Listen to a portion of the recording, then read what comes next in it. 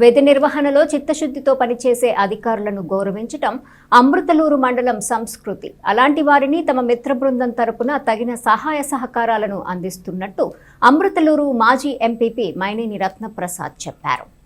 మండల కేంద్రం అమృతలూరులో ప్రజలకు అందుబాటులో ఉంటూ వైద్యం చేస్తున్న ప్రాథమిక ఆరోగ్య కేంద్రం వైద్యాధికారిని ఎస్ వెంకటలక్ష్మి, ప్రభుత్వ పథకాలను తగిన గేయాలను రచిస్తున్న మండల పరిషత్ పరిపాలనా అధికారి భీమవరపు మధుసూదన్ రెడ్డి, జిల్లా లెప్రసీ అధికారి సాదిక్ను మంగళవారం సత్కరించారు. మధుసూదన్ రెడ్డి మహాశివరాత్రికి గోవాడ శ్రీ బాలకోటేశ్వర స్వామిపై పలు గేయాలను రచించి సమర్పించినట్టు మాజీ ఎంపీపీ మైనేని రత్నప్రసాద్ చెప్పారు.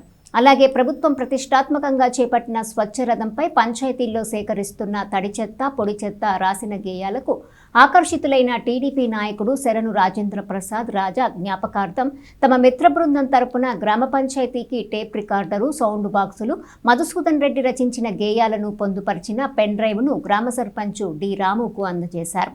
గ్రామంలోని వీధుల్లో ట్రాక్టర్పై తడి చెత్త, పొడి చెత్త సేకరించేటప్పుడు టేప్ రికార్డర్ ద్వారా ఈ గేయాలతో ప్రజలకు అవగాహన కలిగేలా గ్రామ పంచాయతీ అధికారులు చూడాలని సూచించారు. కార్యక్రమంలో డాక్టర్ సుతి మౌనిక, ప్రవాస భారతీయుడు మల్లిపెద్ది వెంకటమురళి, విశ్రాంత ఉపాధ్యాయులు కొత్తపల్లి భాస్కర్రావు, గుత్తికొండ శాంతకుమారి, వీరాటపు కాశీ, కొడాలి కోటేశ్వరరావు, శరణు పున్నారావు, గ్రామ సచివాలయ పిహెచ్సి సిబ్బంది, ఆశా వర్కర్లు తదితరులు పాల్గొన్నారు. అన్ని గ్రామాల్లో వారికి బట్టలు ఇవ్వడం జరిగింది. ఈ సంవత్సరం కూడా మోపర్లు అమృతూరు పిఎస్సి పరిధిలోని ఆశా వర్కర్ల వస్త్రాలు కూడా పంపిణీ చేశాం. పారిశుద్ధ్యం వల్ల ఇందాక మేడం గారు చెబుతున్నారు క్యాన్సర్ గురించి. దీంట్లో ప్రముఖ పాత్ర వహించేది హెల్త్ డిపార్ట్మెంటు, పారిశుద్ధ్య కార్మికులు, ఆశా వర్కర్లు వీళ్ళే. కాబట్టి వాళ్ళని గౌరవించడం ప్రధానం. అటువంటి సంబంధించి మధుసూదన్ రెడ్డి గారు మంచి పాట రచించారు కాబట్టి మేము దాంట్లో భాగంగా ఈ కార్యక్రమం చేయడం జరుగుతుంది. మీరు చూడండి, హాస్పిటల్లో ఇక్కడ ఆపరేషన్ చేయడానికి ఆ రోజుల్లో మేము కొంత సామాన్ ఇచ్చాం.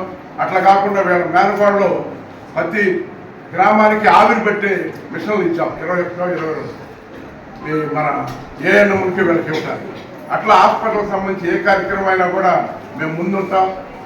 మీరు కూడా అదే విధంగా చేయాలి. ఇవాళ పేద ప్రజలే ముఖ్యంగా వైద్యం కార్పొరేట్కి వెళ్ళలేరు కాబట్టి మీరు అటువంటి కార్యక్రమాలు సహకరించాలని భవిష్యత్తులో మేము ఇంకా ఐ క్యాంపులు పెట్టి ఈ మధ్య కూడా చేసాం. త్వరలో ఎరుకోస్ మీద కానీ అట్లాగే క్యాన్సర్ మీద కూడా బసవతారకం గారి హాస్పిటల్తో మాట్లాడాం. అది కూడా స్క్రీన్ టెస్ట్ అది సహకరించిన మీ అందరికీ ప్రత్యేకంగా ఎక్కువ మంది పారిశుద్ధ్య కార్మికులు, పంచాయతీ వారు, అట్లాగే ఆశా వర్కర్లు ఉన్నారు.